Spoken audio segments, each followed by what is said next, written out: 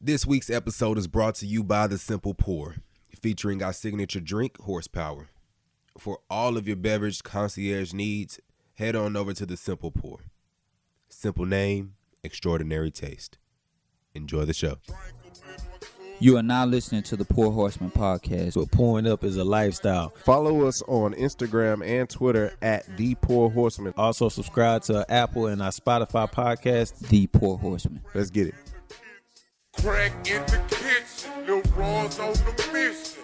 Break the bars out, screens in my expedition. Screens in my lack, yo, my trunk crack. Break the bars out, it's like this, it's like that. On ESPN, I watched that game. Remember they called They it did the the movie? movie. Yeah. That was a slow ass fucking game. Mm-hmm. Game was super sweet. Bro. And I remember watching it as a kid. But if you compare that shit to what we used to now in modern day, Shit fast paced. He was scoring 39, 45 points. Some niggas that have like 86 88, points. yeah. Mm-hmm. And then Scotty had the other 25 or whatever. Shit, one game, Kukoc had 31. And Jordan had like 35. And they only had like 93 points in the game. Yeah. Shit's crazy. This is episode 98 of the Pour Horsemen. We was talking about what we always do sports players. We just based it off of the last shot because ironically that happened, what was it, 1998? But it happened 4 days ago on June 14th. So I was like, yeah, that's probably the date. This gonna come out. So It's gonna come out next week. So yeah. But you said the 14th of June. yeah, today's the 18th. So Yeah. we're recording on the 18th. But yeah, man, 98. Can y'all remember 98? Yeah, 98 was a good year for me. What happened? I was 10 years old. Lost your virginity or something? Nah, not 90. I ain't lose my virginity. It's probably like 99, 2000. To a freak. Wild freak, too, man. She blessed your game. I use my legs on the dresser for leverage. Oh, While shit. having sex. You was deep in it. Damn. I never You forget had that. soul control of that cat. Yeah, I didn't know what was going on. This Man. nigga That wild was a boy. tough time. That was a tough time for me. That's a perfect segue to start this pod by saying, women, we apologize. We aren't shit. As a black man, I can speak for myself. We aren't shit. I can speak for my race, my gender. Us black men, we aren't shit. We gotta do better. Why is that, though? Just think about how we grew up or who your influencers were, your influencers, Yeah. what you were watching. We all grew up in Houston. Like I said, I can speak for you because our upbringing. I'm saying we can break it down a little bit. For us, everybody's not brought up the same way. So we were fortunate to have a 2-parent household. But in some 2-parent households, you have it where the dad is the dominant figure in the house. He expects dinner in the household as soon as he gets home from work. Yeah. He's not emotional. He's not as consoling and things of that nature. For us, our dad worked his ass off, and he was working long hours. But my pops is 6'4", was in the NFL for a little spell. Stature, like I said, he's 6'4", he's 6'5", excuse me. 6'5", big 260-pound black man. And he'll tell you to this day, like, if you disrespected him, he'll slap the shit out of you. He won't say shit, but he'll slap the shit out of you. And my mom was 5'4". We feared her more than we feared our dad. Oh, yeah. Like, straight up, growing up, because she ran the household. I think I said the analogy before. It's like that crane that's in that alligator's mouth that running the show. Yeah. That's what it was in our household. But one thing he taught us, and he didn't even have to just press us on it. He just I used to always look from afar and see it. Anytime somebody said like anything about like him being the commanding force or whatever, and he'll take a step back. Oh no, she run the show, like always.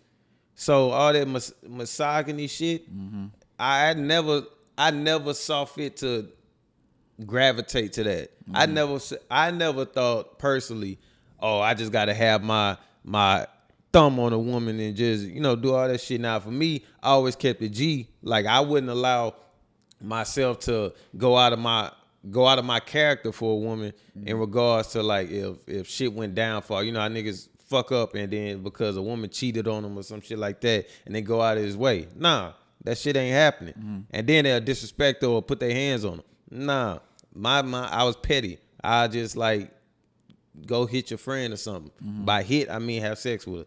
That was me growing up. But that was my thinking. And I always tell my pops, like, you showed me how to treat your woman, how to protect your woman, how to provide for your woman, but also respect them. Because a lot of that shit get lost.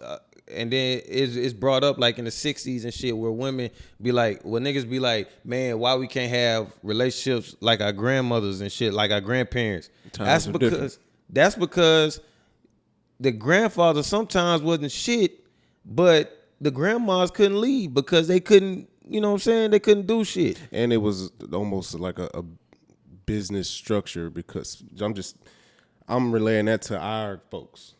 Our folks from Mississippi, it was on a farm. They had all these kids. Everybody had to work.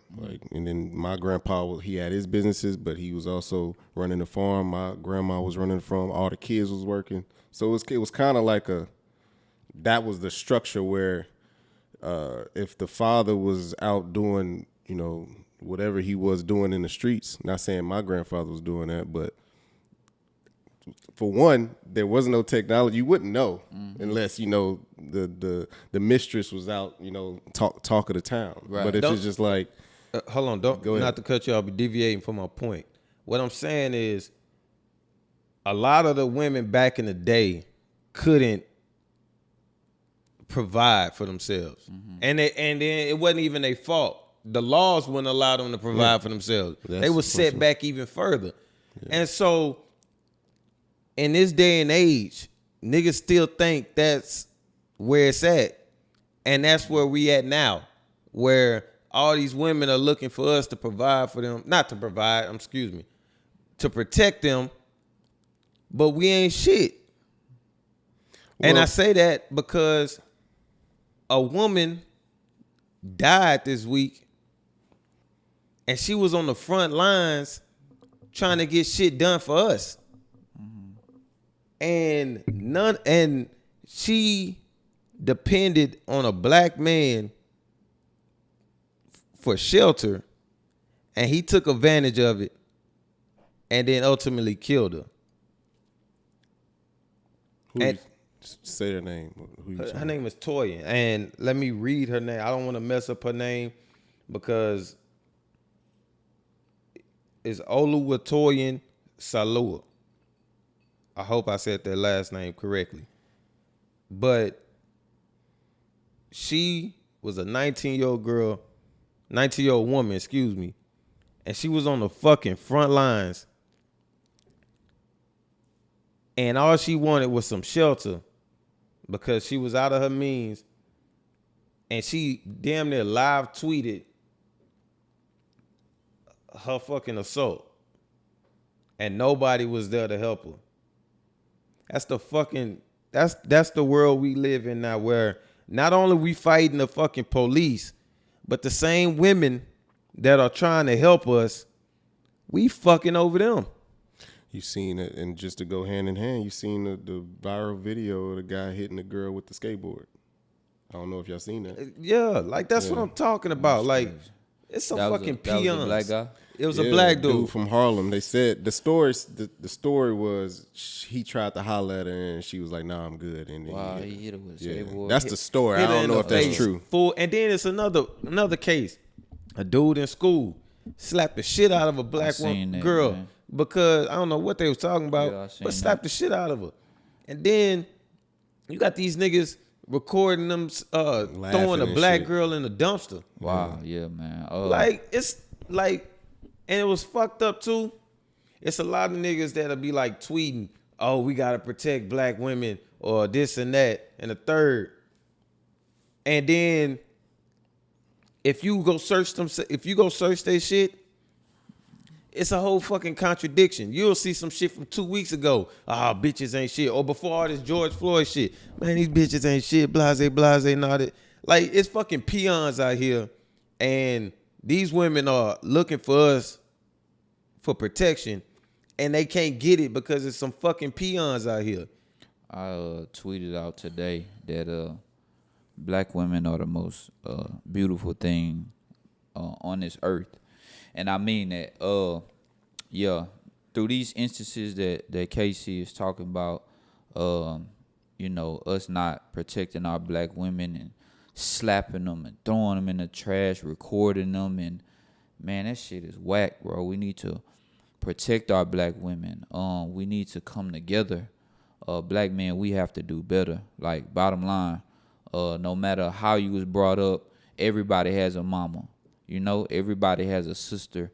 Well, not everybody, but you have siblings, female siblings that you care about, or female family members, and you wouldn't want nothing done to them like that. We got to think about these things. I know women can get under your skin. I'm pretty sure all our ladies can get under our skin, but it take nothing for you to walk away. Nothing. And 9 times out of 10, we're stronger than women. So if they come after you, you can get away. You can get away if you really want to. It's clips. If you listen to this pod, you heard me. And even if before this pod, I've said the same fucking thing. If I get hit, which I've been hit before, I put my hands in my pocket, I get the fuck out. I run. I will run away. You will never say that I raised a hand at you, because I will fucking run away. I am not going to ever be a part of that fucking clique, because I think that shit is for peons. Straight up. It is. And then it's another thing, though, like I was getting to about like the Twitter shit. It's one thing to, adapt and change yourself. But it's people that's out here like trying to just, like, they'll tweet that shit for the popularity. Like,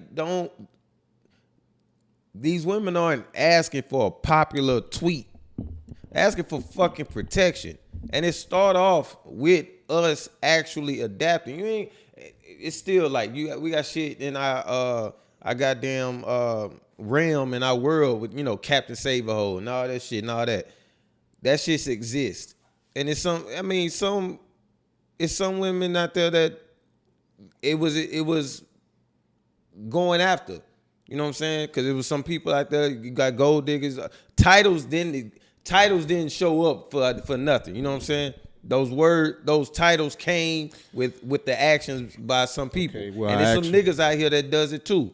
I ask you, so how do we steer away from like the notion of like the girl is on us? Like if we go to Prospect and these women, you can tell that they want to do something that night. And how do you, as a man, like, nah, little mama, like, I don't want to just do that.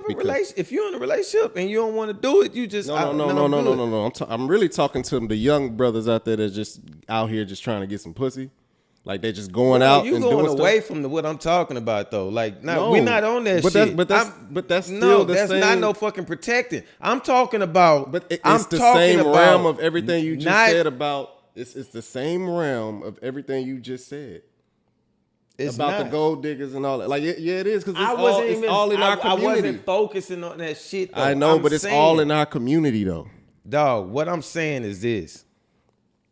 In this fucking day and age, it shouldn't be niggas out here trying to popularize protecting the black woman without fucking doing the actions of protecting the black woman. If you are doing the tweets and doing this shit and the words and all that, then your actions should stand by your fucking words. Straight up.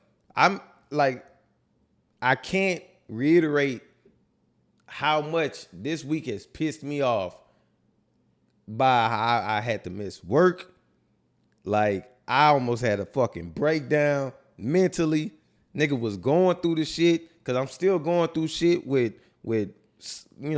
white people and the fucking police, all this shit, like it's becoming enough. I've already had it to where niggas know me personally. I only speak about myself, really. Niggas know me personally. If you talk about my mama, I don't give a fuck if we've been friends since I was a third grader. I will slap the shit out of you. I don't play those fucking games. Don't disrespect no woman in front of me. None of that shit. I never played those games. So all this shit is like really crawling under my skin as a fucking black man because my pops taught me well. And there's some peons out here that's taking advantage of the shit by trying to popularize themselves. Don't fucking do that. I'm just holding every black man accountable, and I'm looking straight in the fucking camera. Hold yourself accountable by protecting these fucking women and stop trying to popularize yourself because that's some peon ass shit. Straight up. Dude, did you see somebody do that you know? I'm not doing it. No, I've been seeing, like I see all the Twitter shit because it's retweeted. If it was a nigga that I know personally, I'd call him out on that shit. Okay, like nigga, I remember. I'm confused I'm confused about your anger because it seemed like it's somebody that you every black man in a woman was killed because she depended on a fucking black man and he fucking killed her.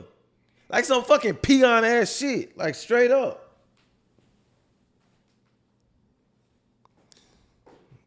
Well, listen, man. All I can say is that was weak. He should not have done that. We do have to protect our black women, but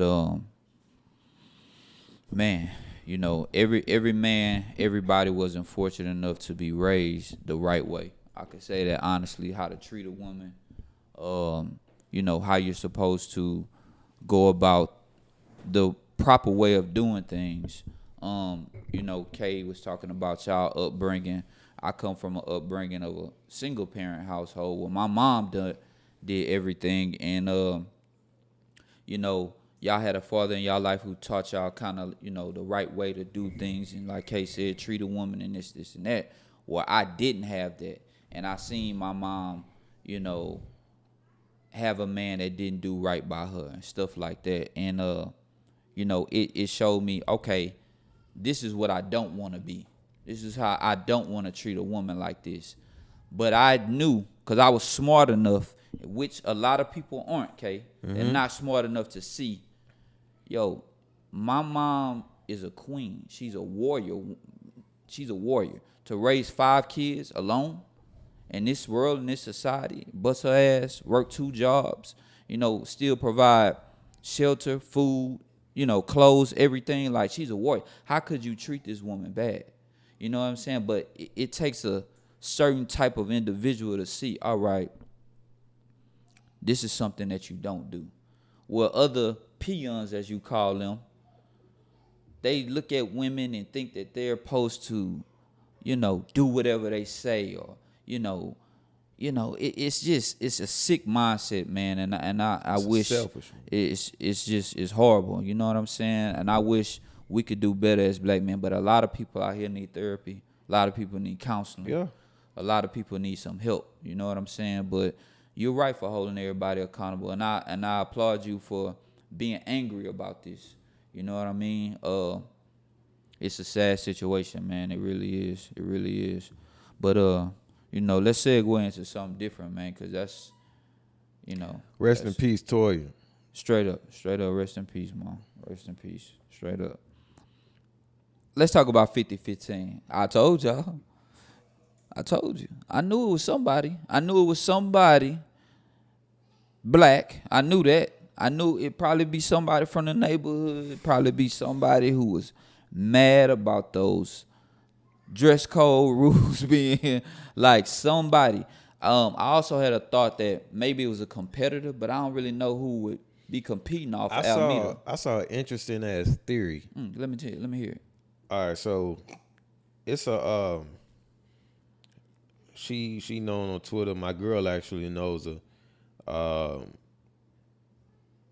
damn, I wish I would have bookmarked it. I read through it though. Mm-hmm. So she's an actual lawyer. Okay. So her theory was provided with research. Mm-hmm, mm-hmm. So everyone who has owned 5015 has leased it since June 2nd, 1988.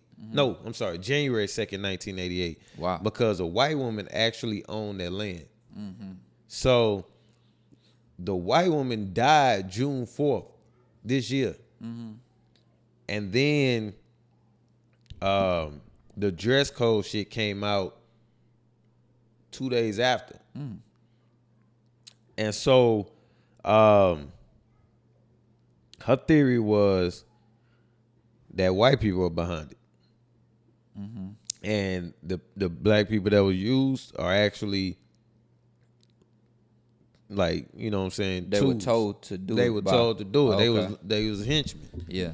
Because she believes that they are, with her research, she believes that the people that are behind it are the heirs of this woman, because she said this woman money was long. She got a lot of shit that she owned, and her money was long. Yeah. And so the heirs were trying to get, 5015 out of there for the museum district, because they trying to get it to where it's gentrified. And so, of course, for it not to fall back on them, they use people of color to, get it out of there, because they say, she's saying that the dude actually doesn't own it. He just was leasing it. Gotcha. So, and then, ironically, I did not know that he actually owns a piece of Turkey Leg Hut as well. Oh, yeah? The same guy. Okay. So, there was some other shit behind that, but that's just what I can remember from the top of my head. What you think, Jay? I don't think you was here last week. We discussed it. I seen it. I really don't know. I seen the video. Yeah. Of them niggas gasoline and lit that hoe on fire. Yeah, man. It was definitely black dudes. Yeah, for sure. Yeah, man. If it was, I don't know. The theories are what he just said. Maybe insurance claims. Yeah. Maybe they was pissed off about the rules and regulations. Yeah. Shit, I don't know. If they did that shit over rules and regulations of the actual spot, boys. that's like insane to me. Yeah. But yeah, man, I don't know. I know a girl that actually bartend there. And she would always invite us out to it. Like, hey, come, I'm bartending, come. Me and KP. So I mean, we never went. Like, we wanted to go, I think, one time, but we just didn't go. But yeah, man, I don't know. I've been there plenty of times though. Yeah. I don't know if they were under new management over the years. I think so. Now, yeah. Yeah, it was the guy. They remodeled it and everything, man. It looked nice out there. Because the last time I went was for like a networking event, and that was like 3 years ago when I stayed on Alameda. Okay. Yeah, nah, it was looking nice, man. It was a nice little atmosphere and everything. You went? So, yeah, I went by there. I stood outside for a little bit, chopped it over with my boys, some of my people from 3rd Ward, and actually while I was out there, I got compliments about the show. So, you know, I just want to throw that out there. Yeah, but I'm nah, getting more and more of those too. You are? Yeah, man. So, I don't get shit. horrible. This is usually when I go somewhere, they be like, "Hey, I listen to your show," and I barely know the person. Yeah. I'm like, "Oh shit, you do?" Yeah, that's dope. That's dope. Yeah. That's dope. So let's talk about Mr. Kyrie Irving. We touched on it a little bit last week. So basically, give a backstory to it. Kyrie has put together a coalition, him and a couple of other players, Dwight Howard and what's my man name from the Lakers? Avery Bradley are the major ones speaking out with Kyrie. But basically just saying, you know, let's not go play ball. Let's take a stand while we have all the eyes on us, and let's not, you know, distract. Damn, mosquito got away. Let's not distract what's going on right now by playing basketball.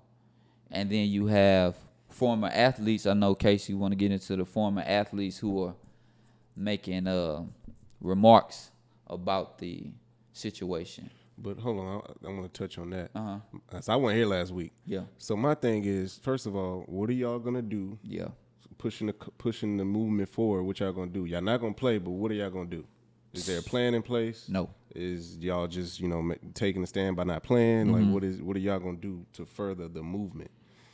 Secondly, Kyrie, it seems like, first of all, I heard what Matt Barnes said about him not being able to go to the shit, and that I guess pissed him off. So he gonna like, nah, fuck that. We all shouldn't go. Yeah, and that makes sense to the premise of Kyrie in the past always kind of wanted it his way. Of course, yeah. And I'm not saying what Matt Barnes is saying is true or whatever. I don't know. Like he knows. I don't know.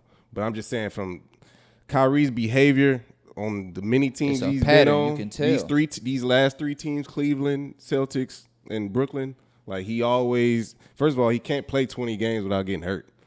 Like, Never. And every time it seems like if something don't go his way, he has a hissy fit about something. And that's just me. That's just my theory. I just put things together. But that's you dead on point. I mean, before LeBron was on his way to Cleveland, he was like, "This is my team." They wasn't going nowhere. He went to Boston. He set out. They went to the Eastern Conference Finals. boom. He goes to Brooklyn.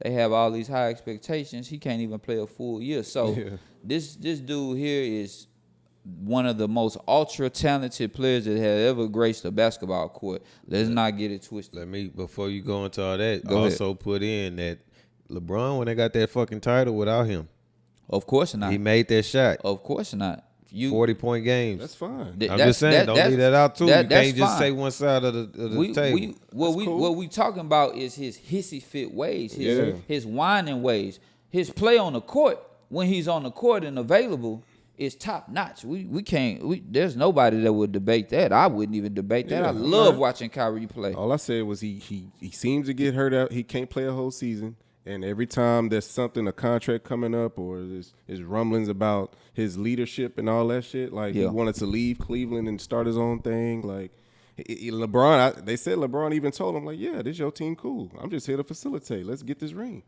So I don't know, man. Like it all adds up, and that energy will follow you. If you putting that energy out, like you just selfish, like that shit gonna follow you, and it's gonna come out. It's gonna bleed. I don't put it past him with the Cleveland shit. We've all been where, like, say for pickup instances for us, we want a squad. We're winning. But you kind of taking a back seat. Yeah. You like, shit. And some niggas be like, man, we need one, but y'all had just probably recently lost or something. Yeah. But y'all got the chance to run it back. But you know, if you run with this team, you get more shots, you get more this and that. For sure. You gonna hop on that team. Great. He was a young nigga. That's what he wanted. That's the easiest way that I took it, because it made it easier. Boston, he never wanted to go there in the first place. He already made it known he wanted to go home. Like that was always his ideal place. He wanted to be in New York. I don't put it past him. I wouldn't want to be in fucking Boston either. They racist as fuck. And you know how he is. He's so pro-black. He even he got an Indian name, a Native American name. Yeah. So that wasn't going to fly for him in the first place. But my thing is not really much on what he said or what he's saying, because honestly, it's nothing. It really ain't nothing to fly over. I can attest to that. That it is not too much to fly over. I looked into it, and he just pretty much speaking cash shit. Yeah, a lot of cash shit. But my problem is the people addressing it, like Kendrick Perkins. What you think about Stephen A. Smith? Like Shannon Sharp. Matt Barnes is an ex-player, so even Kendrick Perkins is an ex-player too, but he is starting to teeter along the lines where he's going full-fledged analyst or whatever media, and he's losing his ways, because all that bird, you can take Kyrie and put his brain in a bird, I like that, and it'll fly backwards. I like that. That shit is trash, bro. Like you can't chastise a man for his fucking opinion. Can't. Because you oppose it. You see, like I mean, that's what you get paid for. That's the premise of what they get paid for, though. no, that's not. They get paid to talk about fucking sports. That's the main thing about this shit. Cause Stephen A. Smith, it's obvious he's so sick of talking about this racial shit that he just wants sports to come. I listened to this nigga today. He was on there talking about what Kevin Durant said about Kendrick Perkins. He called him a sellout. KD called Kendrick Perkins a sellout. Yeah. And Stephen A. Smith, in the most Stephen A. Smith way, said, you know, I believe that first off, he talked about Dwight Howard's letter, and he talked about how he didn't articulate himself and pretty much call him a dumbass. But then when he got to KD calling him a sellout, he said, "Oh man, KD is, KD. I believe he's the greatest player, one of the greatest players when healthy. He's a businessman. He's like I said, one of the best, deadliest shooters, and all this and that and the third. Yeah. But I have a problem with him calling him a sellout because this is the first thing we heard from him. We haven't heard anything about from KD about what's going on in the world. We haven't heard any of it. Blah, this and this and third. He went on a whole rant. The rant was like the clip was 6 minutes and 42 seconds. The rant was directly about KD was 3 minutes and 42 seconds. And soon it got to Jay Will. When he talked about Jay Will, I think clip was like 1 minute and 15 seconds. The first thing Jay Will said because KD ended it by saying, Stephen A. Smith ended it by saying KD didn't say nothing about what's going on in the world. He just called him a sellout. I think that's irresponsible. What's your opinion on it? Jay Will says he has posted many clips. He has posted many things about what's been going on off the bat. This just straight off the bat. That's my thing. All these media people are just talking bullshit out their ass, and then when they get hit with the facts, they hit, and then Stephen A. I didn't see that. Mm-hmm. That's the thing. And these media people are full of fucking shit. And this is why it's nothing wrong with talking about whatever controversy surrounding that sport. Like if it's Kyrie came out with a statement on Twitter or he said something, and of course they have to talk about it, but the good reporters get inside and get the real story. Like Stephen A. was on All the Smoke talking about it. It's like, look, y'all know how I do. Like if the situation about Matt Barnes, he said he reached out to him and got the real story, and then he talked about it. Yeah. So the real reporters do that, and that's who they get the big bucks to. Like. Yeah. So like with Matt Barnes, when he was saying like, man, Kyrie, stop bullshitting. You know that they told you that you couldn't come, so now you want to do this shit. Exactly. If he got that inside scoop, he's warranted to say something like that. And you notice I ain't saying nothing against Matt Barnes. That's what I'm saying. Because I'm not saying. I know Matt Barnes, like I said, Matt Barnes is an ex-player, and he holds on to that shit tightly. Yes. He talks about that shit. Jalen Rose is another one that can get the inside scoop. And they don't never turn their back on it. That they were ex-players that went media. Kendrick Perkins don't like Kyrie Irving. That's since what he did with Boston. Yeah, feel me? So he never really attached to Kyrie really well. So I know he has something against Kyrie already. And then on top of that, they say Kendrick Perkins was on those calls and on those meetings as well, just as part of the media. And LeBron shit. The one with the in the beginning with Chris Paul and everybody just talking about coming back to play. So he know Kyrie agreed. His vote was to come back to play in Orlando. Okay. So he was on that call from what they say. Was this before the George Floyd controversy? I'm not sure. No, I don't want to. All that stuff happened. Yeah. Kyrie was on board with everything. He wanted to go 2 days prior. That's why I said my whole thing is I'm disregarding what Kyrie got to say. Mm-hmm. It's just how media fucking attaches himself to it, and then just be so opined to go against someone what they say, and then just be like fucking sellouts. KD said he hit on the money. Even though you got a personal vendetta with that man from y'all playing days or something, if you media now, be fucking responsible. It just, you can't deviate what a man says as a goddamn man because you oppose it and then use your stage to talk down on him. This episode is brought to you by Velvet Noir Beard Care. Our listeners get 15% off with the promo code GUILD, that's GUILD, on all products across the website. Go to velvetnoirbc.com to retrieve your discount. That's VELVETNOIRBC.com. Now back to the show. Yeah, that's not right to attack any man's character. You're just supposed to be talking about what's going on. That bird brain shit. That's either to me. That's either like you get like the producers are telling Kendrick Perkins, "Hey man, like we need the juicy shit. We need the beef, freedom, like or." He's just too late. He just don't want to be going to Kyrie's DMs like, "Hey, bro, I gotta talk about this tomorrow. What's up? I know we ain't get." I'm just saying, you can take that extra step though. Right. You in the media. You in the media now. Yep. You're a reporter, so to speak. Yeah. So you gotta take that extra step, especially when there's no sports and y'all gotta make up some content. Yeah. So it's just like what you like. So to your point, like if they just gonna get on there and just talk shit, like that's fucked up.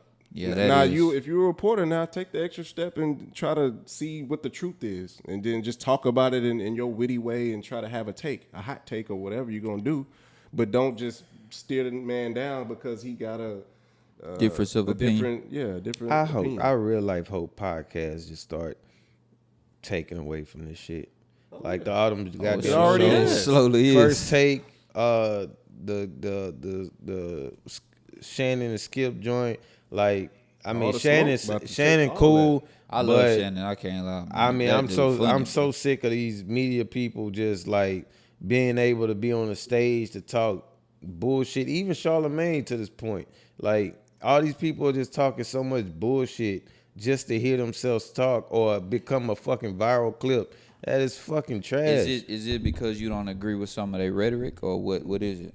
It's because it's not a genuine stance. Like it's one thing if like us, we don't prepare for shit. Like all this shit is freestyle. The only thing we said was which topics we'll talk about, and then that's it. If you look in the text thread, it's 5 topics, and we don't say okay, we gonna talk about this at this point. None of that. These people are journalists, so they go through this shit and script, and they real life. Like they stage it. Okay. And it's all in the same realm. They all in the same realm. They go to the games. They know each other. They see each other all the time. And then you got the nerve to go on air and say some shit that you know ain't true. But I don't know. It's just like you sit there. It's not even. I mean, if you can just go through a night knowing that. You like this is what I'm gonna say. This is what I'm gonna say. This is what I'm gonna say. And you rehearsing it. All this shit is rehearsed, and then you going into the next day, and then you putting it out there. Like, how are you okay with that shit? I don't know. It's a job. That shit. I mean, it's a job, but it's like the producers are kind of puppet mastering that shit. Yeah, for sure. Or they just trying to get a viral moment out of it. That's what I'm saying. That's why I don't like. That's why all the smoke, I like they shit because they just talk. And then they're not rehearsing this shit or memorizing this shit because they smoke weed all the time. Yeah. So it's hard to hell to do that shit. Right. We not doing it because we drink. So you like the genuine, authentic, and that's what podcasts are. We had I seen Bill Simmons made $80 million this year. Yeah. They called him the pod. Fucking Bill Simmons started all this shit. Yeah. So Joe Rogan will be on that next year Forbes list. So I think podcasts are taking off, man, and there's nothing wrong with the authentic. If we get to the point where niggas reaching out to us like, man, hey, nah, this is what really happened. I heard y'all talking about this shit. This is what happened. Then all right. Tell us what happened. Yeah, right. Then we'll talk about it. That's we have you on the show. What's up? That's right. We just giving you our genuine thoughts, our genuine feelings, our genuine emotions. That's basically what our show is. So, yeah, man. But back to Kyrie. Not to take the topic off of that, but just steering in another direction. Like, why, bro? Like, I get it. Okay, yeah, I can see your point where you don't want to go to play ball and you want to keep the focus. But what is your plan of action? And I don't know it, right? Where your plan of action could be easily, but since you're not going now, they said you can't go, you want to demonstrate the other way. So my thing is, while people may not be looking at the news or whatever while basketball is on, their eyes will be on basketball. So the players will have a lot of power. Your voice is power. All the high profile athletes will be there. You're going to have LeBron. You're going to have Kawhi. You're going to have Giannis.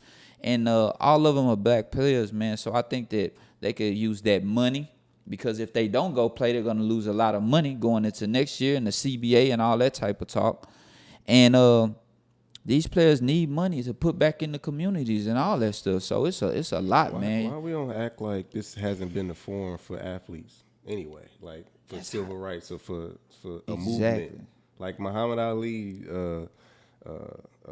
Jackie Robinson, that picture with that legendary picture with Jim Brown and Bill Russell, Kareem Abdul-Jabbar. Yeah, like they and I think they was rallying for Ali when he was about to go to jail because he didn't want to go to the army. Kaepernick. Yeah. Like shit. Like I don't know why we acting now like it's not gonna be, something can't be fulfilled through sport, because there's a lot of eyeballs, man. And I think now more than ever, like these little white kids growing up, all their heroes are black. Yeah. Not saying it wasn't like that before, but now more than ever, like your favorite rappers or your favorite musician, period, is black. I can bet. Like your favorite basketball player was either Kobe or LeBron. Yeah. You grew up on Obama, and how articulate and as much of a statesman he was. Like, so it's just like, I don't know, man. Like, times are changing, and I think, through sport, that form or that structure shouldn't change when it involves systemic, just movement or like just a change. Like it shouldn't be corrected. How do y'all feel? How do y'all feel about the NFL trying to give Kaepernick an opportunity now? And also, I seen Donald Trump. They asked him, how does he feel about Kaepernick being back in the NFL, or does he think he deserved to be back in the NFL? And he said, yeah, definitely he should if he's able to play. When it first kicked off, he was the main corporate calling him a piece of shit. Yeah. And he was waving a flag for the owners to say something about Kaepernick and not give him a job, pretty much blackballing him out the league. Now he's saying that he should be in the league. How do y'all feel about that? People praising him. That's a contradiction of what the NBA players saying. It's a contradiction for what people saying that the NBA shouldn't go on. Because if y'all praising him to get a job and play, like what are y'all saying on the NBA side? Like why they shouldn't play? I don't know. It's just like the same I get thing. what you're saying. Yeah. I definitely get what you're saying. If the NFL is gonna go on, why wouldn't the NBA? Or no, I'm just saying on Kaepernick's situation, period. Okay. Like you champion him to get back on the field and play, but he was about the movement and about police brutality.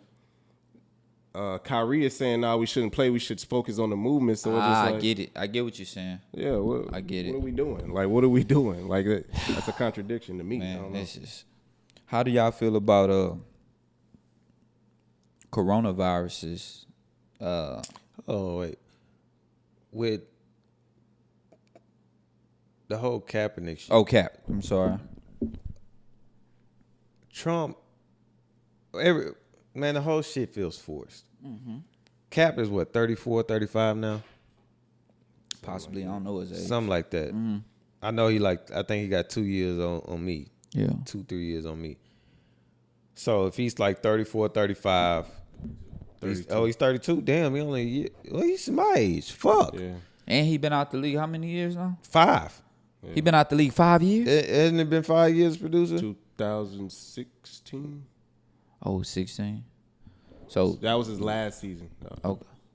4 years? 2000. Can you confirm that? Because that's a big deal. Man, that's definitely a big deal. It Cause had to be 2016. 2016. His body should be If that fresh was his still. last year, then I mean, it could his wow, body. he was young. His body can be fresh, but at the same time, that speed ain't gonna be the same.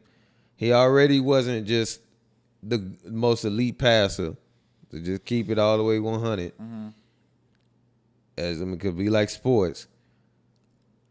So now that gives them, he comes in and he doesn't perform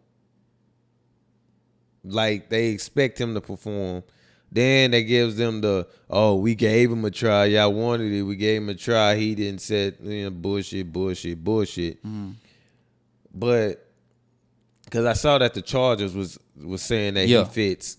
And I mean, ironically, their coach is a black man. Yep. And so,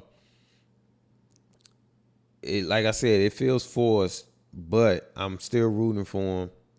Hope everything. Me I hope too, he man. shines, unless he play my lines. I'll just keep on 100. Yeah. But man. it's just crazy that once it's put out there, this nigga was right. Oh yeah, I would love to see him play. Or the owners, we were wrong. No, Goodell, matter of fact, because I saw that where someone said that Goodell actually advocated for him, but was too much of a punk to stand up to the owners. Oh wow. Boy, that spotlight get hot, boy. But you the fucking commissioner. They can't just snatch that away from you. Like they can vote, or isn't it like that? He was already contracted. He got his contract. So as soon as he signed that dot, and if he felt some type of way, he should have been like, hey, this is, he should be able to get a spot. But he caved and he punked out. And now, I apologize. And then everything's supposed to be okay.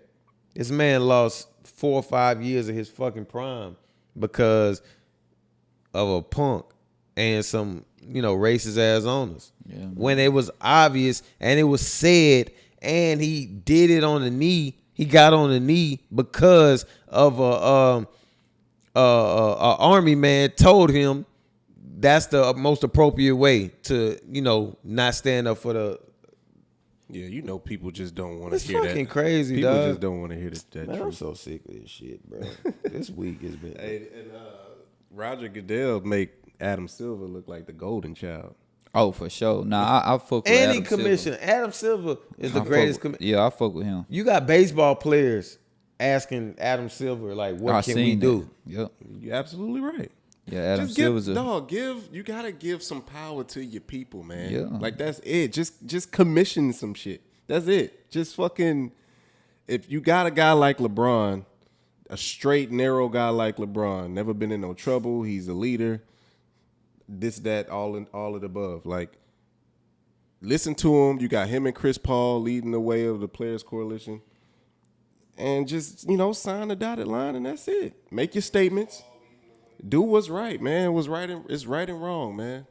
That's it. Like, if you try to be too much of a dictator, man, and then in a sport like football where, it's a lot of aggression and ego, like, and with the owners, the players, everybody. Mm-hmm. So you can't just be no dictator unless you, just a king from the earlier days or something. Like, you got the iron fist. But nah, Goodell is like he pussy to me. Like, he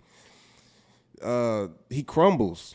Yeah. Under like I said, when that spotlight get hot, man, like you got situations where domestic violence and what else happened? This Kaepernick situation. Mm-hmm. He don't know how to handle spotlight situations like that. He don't know what to say.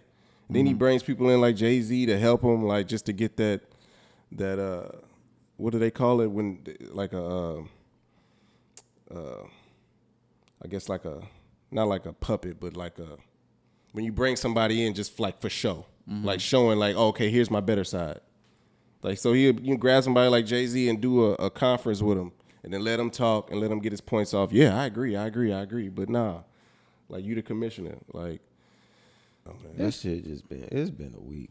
Yeah. It's just like constantly now. It's a fucking week. Like it has not let up. People said look forward to June to see what's gonna happen. This motherfucker hasn't let up. At least for me, emotionally, mentally, shit, even physically. Yeah. I'm just not back in two shoes. That's because the swelling went down, but that hoe still hurt. Mm-hmm. But I was just like, man, I'm not gonna be just keep walking around this fucking boot until if I gotta have surgery or so. But man, dog, this shit has just been constantly week after week. 2020. We ain't getting no we got somewhat of a win because we had the cop that killed the guy in Atlanta. Was Ray Nard? Was it Ray Shard or Ray Nard? Ray Sean, I believe. Let's make sure we get that brother name right. I can't. There's so much going on, man. Straight up.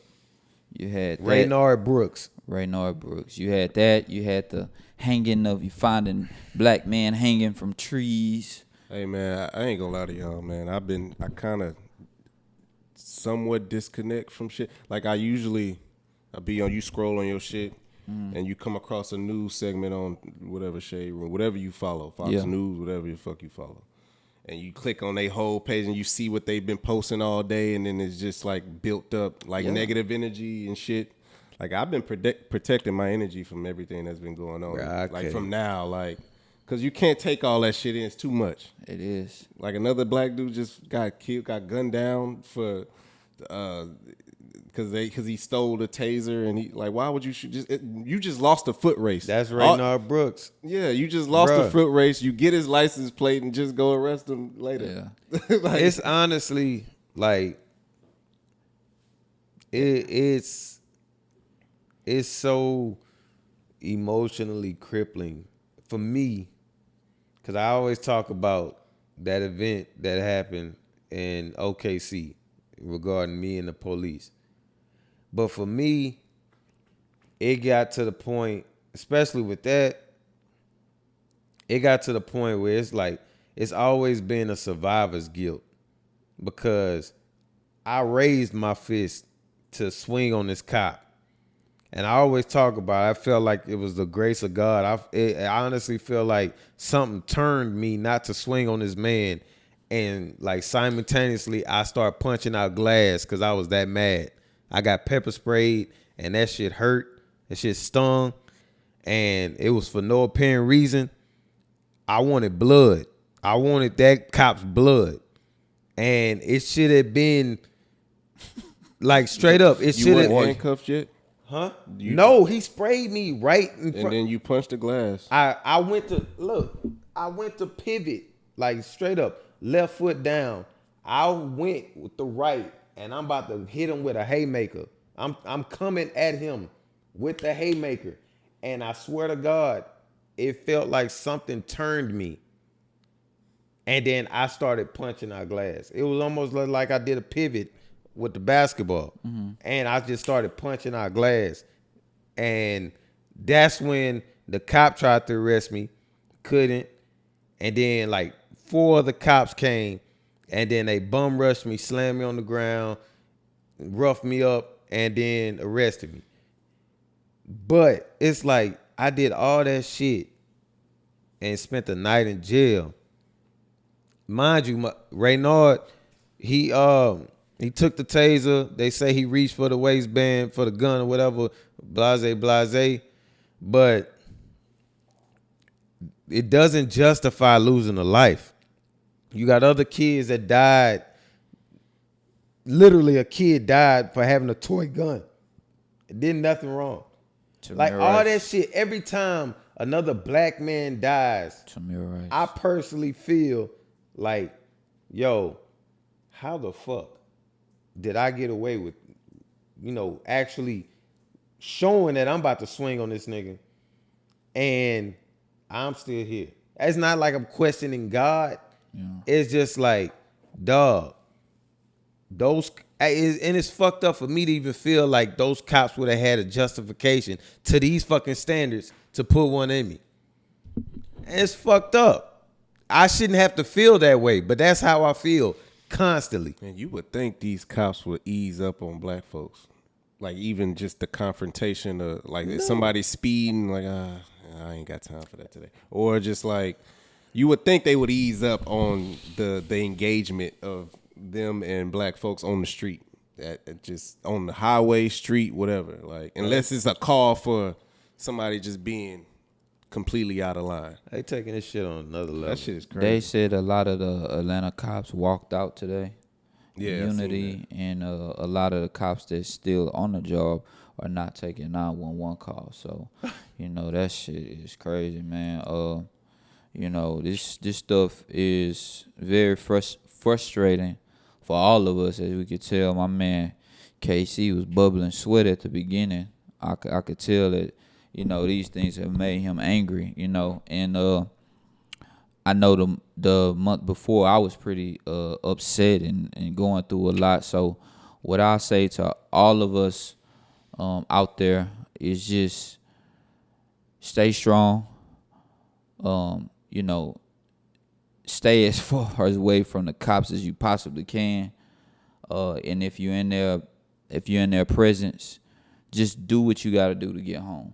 You know what I'm saying? Like, we don't want to hear about another black man getting gunned down, another black man being killed. Like, that's the worst, man. That's the worst, because even my girl, she has paranoia. We seen a black man talking to a white cop today, and she was like, we should just stay here and just watch until everything is okay. Like, that's the type of stuff that, just in case he does something to him. Like, scary, man. You know that video that went viral, the kid bouncing his basketball and then the cop rolled by and he got by? Man. We used to play games like that. We used to do that. I remember doing that with a bunch of my friends. Like, Yeah. oh, the cop's coming. Like, get Yeah. down. Yeah, Like, no doubt. that shit crazy. Yeah, that's crazy, man. Like, we shouldn't be compelled to have to monitor a cop. Yeah. And that's what the Black Panther used to have to do. They literally had to pull up with the guns. When you talked about that clip on Twitter, like, they had to pull up with the guns to monitor, say the laws and all that. And what was that clip from again? The movie Panther. Yeah, I gotta definitely check. And so I ain't seen that in a while. And so it's just crazy that we have to do these things to actually provide safety for our own, because we can't just sit by and turn a blind eye and then you get home on the news and hear about the shit. Yeah. Because that's exactly what could possibly happen. And to say possibly happen with that is fucking insane. Aren't police hired to de-escalate situations? Mm-hmm. Yes. And all they do is escalate shit. And then I heard the argument, well, not the argument, or just the other side. Like, if you're a cop and you're on the job for a day and you're working your 12-hour shift or whatever they do, and you're getting call after call after call, and you're dealing with a domestic dispute over here, a corner store call you because somebody's drunk in there and they was trying to steal, or if there's a shooting reported over somewhere. Like, so you're dealing with different emotions all day, and then somebody make a quick movement or somebody like that. That's the argument I've been hearing.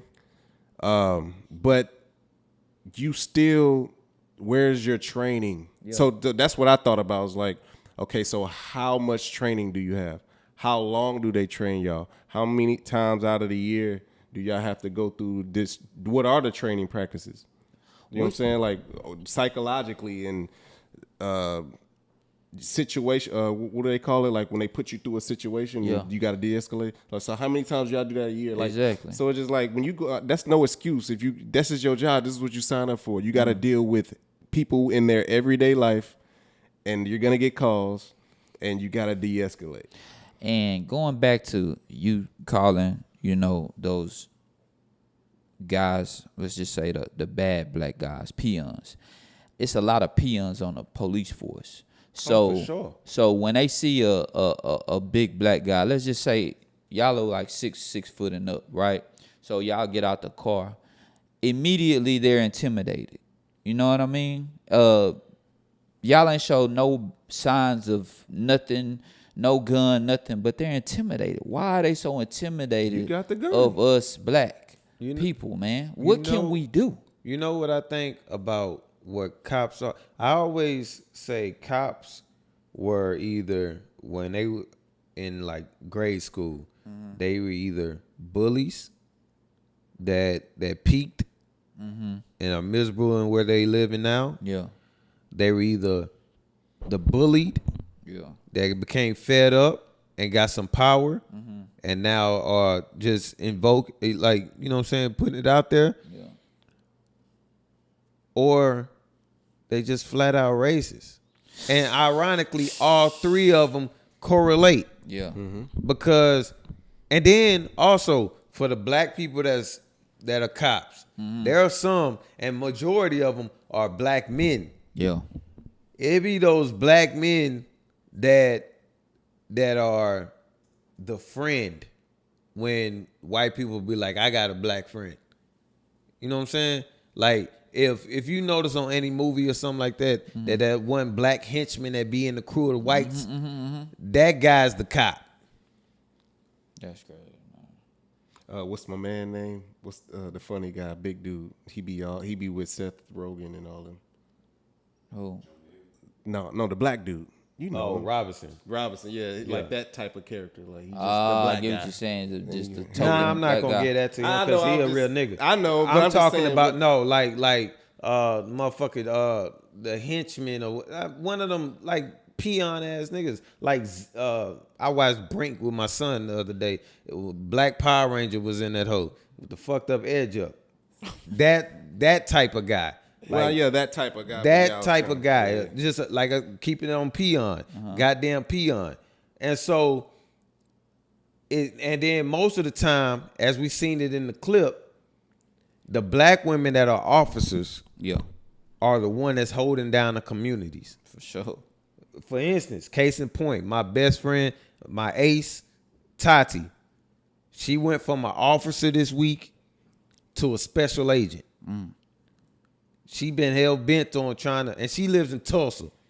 Mind you, the president tried to hold a MAGA rally on the 19th. Now he's doing it on the 20th. Yeah. And shouts out to Russell Westbrook because he's throwing a block party on the same day to try to, distract that shit. Yeah, man. So shouts out to Russell Westbrook for that. But shout out to my ace too, because she's a genuine sister that's out there where she's from, which is Tulsa. That was the Black Wall Street, all the history. And she's trying to make a change from inside. And she will not be corrupted by what anybody, and she's not gonna be stronghold or even you know what I'm saying, like intimidated by what anybody gotta say.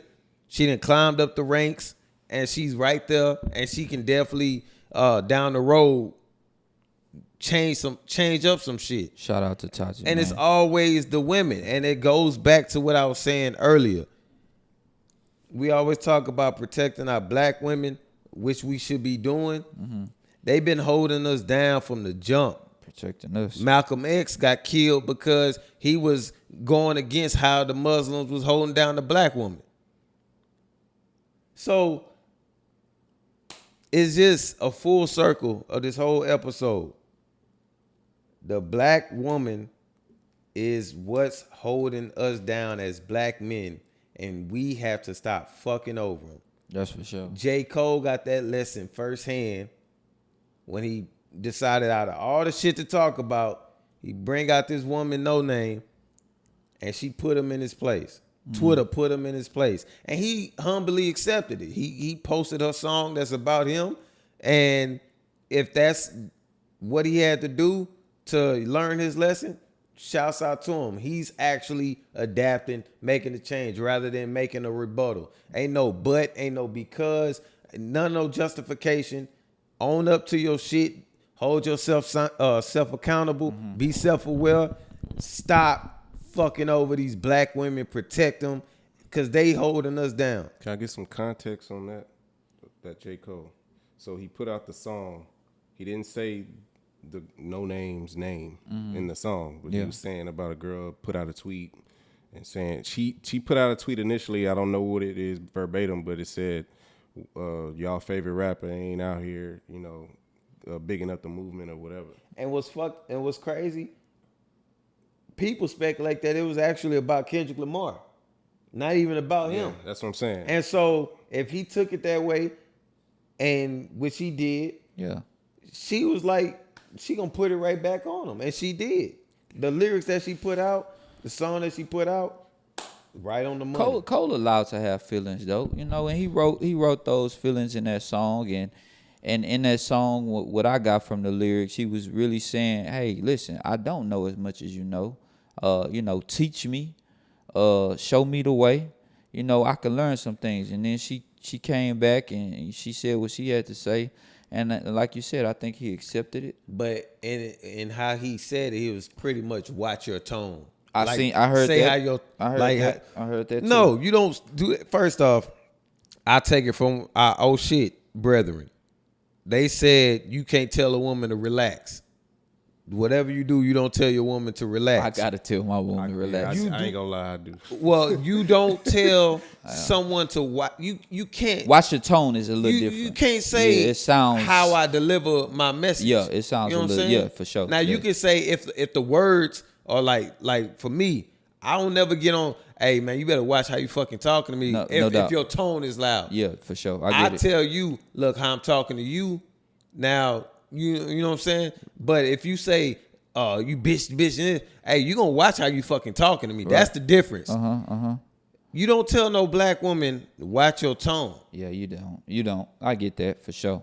I do tell my woman to relax though, cause she's just, she's got anxiety.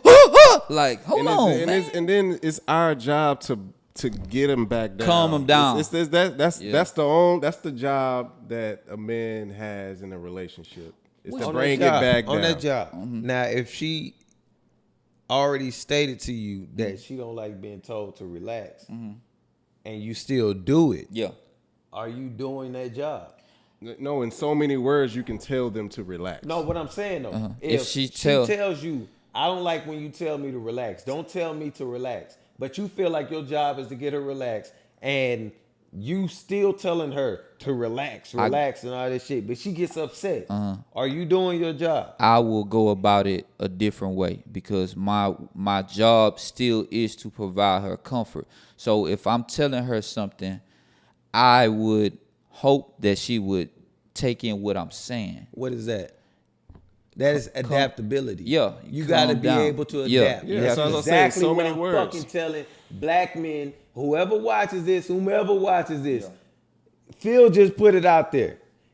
She don't like to be told to relax. He adapts. In a sense, he telling her to relax, but he's doing it in a way that comforts her, that makes her feel protected, that makes her know that you listen to her and you doing what you supposed to be doing, provided. I ain't in this sense to preach about no shit about how to treat your woman. I'm talking about women in general, specifically the black woman. We have to fucking adapt. I don't give a fuck if you tweeted some shit now after saying all that shit I said earlier. I don't give a fuck if you tweeted that shit 2 weeks ago. If you change after fucking the day or after this week, especially that happened to that woman, Toyin, get your shit together and hold yourself accountable and become self-aware. Because that's the only way we gonna fucking get better, especially as black men. The ego has to go. And that's one thing she said to J. Cole. Don't let the ego hit and now you felt some type of way. Our egos need to be checked and we got to get better. I'm speaking up for all of us. Because at the same time, my pops taught me to respect our women. And he took a backseat to my mama and stuff. At the same time, he knew if he was to be disrespected or checked or something like that, he could hold his own. So it's nothing to take a backseat to this women, but at the same time, no, if it comes down, push come to shove, and you got to step up, somebody gonna get dealt with. Yeah. And they need to know that shit. No doubt. That's all that's from me. That's been on my chest all fucking week. Yeah, I was raised by a lot of players. Yeah, man, you just find. That's what I say. You just find a different way. Yeah, I still know how Shit to got me hot. comfort and And that corduroy hat too. Yeah, that's a nice hat. So she said, you don't say relax, you say, all right, let's calm down. Yeah, I got to with your woman. You know, black women are what do I want to say? What would describe your woman? They're complex. I ain't gonna help you. Nah, cause it's real. It's coming from a real place. Yeah. I love black women. I love you and your lady relationship. I love you and your lady relationship, and our producer and his lady relationship.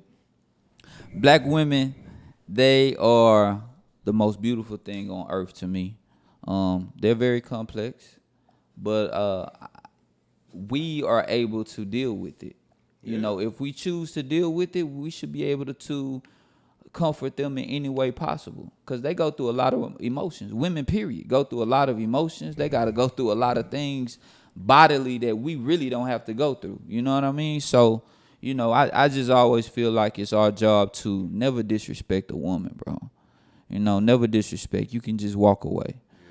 Never hurt a woman, man. You know, if a woman, especially if it's not my woman, I've been in some situations where a situation happened and a woman is attacking me verbally. I was like, all right, I'm not going back and forth with you like that. Incident like that. I'm not doing that with you. Look, we was at Popeyes. Recently? Out of all places, yeah. My nephew had a basketball tournament. I have my nephew in the car, who I'm trying to set an example for. I have my baby sister in the car and my lady in the car. So we in the drive-thru. I don't know if we waiting for one of them biscuits. I don't know what we waiting for. but this truck is backing up, and it's backing up to where I feel like they about to hit me, right? So I honk my horn. I'm like, you know, I don't lay on it. I just bump, you know what I mean? And the lady stick her head out the and there's a black woman. She like, is there a problem? I say, no, ma'am. I thought you was about to hit me. She was like, do it look like I'm close to your car? I say, just a little bit. She was like, pipe down. You probably had a smile on your face when you said just a little bit. I did. But she was care. like, pipe down. Then she looked at my car like I'm in a crown, like I'm in a Regal or some shit. You know what I'm saying? She looked at my car. She spelled out, pipe down. Now, I could have easily been like, bitch, fuck you. You know what I'm saying? I'm like, nah, my sister's in the car. My lady's in the car. I'm not about to disrespect. She having a bad day. She's at Popeyes. Obviously, they didn't get her order right or something. Yeah. I got to be the bigger person. Set an example. Now, my girl and my sister, they was laughing. Yeah, I told a girl one time she was trying to, same situation like that. I was like, ma'am, I ain't got nothing to do with your bad day. I told her, like, I ain't got nothing to do with your bad day. Well, you making my day bad with it. Like, no, I'm not. What are we arguing about? No, I'm not. Like, I ain't got nothing to do with your bad day. Just, go on about your business. Exactly. You got to be the bigger person. But shout out to Casey for that, the passion that he displayed today for our black queens out there. We love y'all, the Pour Horsemen. We love our black queens. And we love all women. You know what I'm saying? But we talking about our black queens today. We love y'all. We should be protecting y'all. And, man, anything else before we get out of here, fellas? I'm about to go see mine. Shit. Mm-hmm. Yeah. I know what time it is. Juneteenth. Oh, Juneteenth. We gonna Texas was the last state to know that they were free. That's basically crazy. I ain't going to work tomorrow. I already told him. Oh, you calling in? Yeah, I ain't going to work. Nike's giving their workers day off. Yeah, I don't get that benefit. I'm going to take the L, though. They going to know me. I ain't going to work. I like that. Shit. I think I'm going to buy you a dashiki for you. Don't give me no dashiki. Give me some, Which book? Some wave grease. Nah. Which one? Your brand socks with the Kente shit. Oh, that's dope. I like that idea. Okay, we got that. So this been episode what? 98. We out. This the last shot. Lil' Raw's on the mission. Break the bars out, screens in my expedition. Screens in my lack, yo, my trunk crack. Break the bars off, it's like this and like that.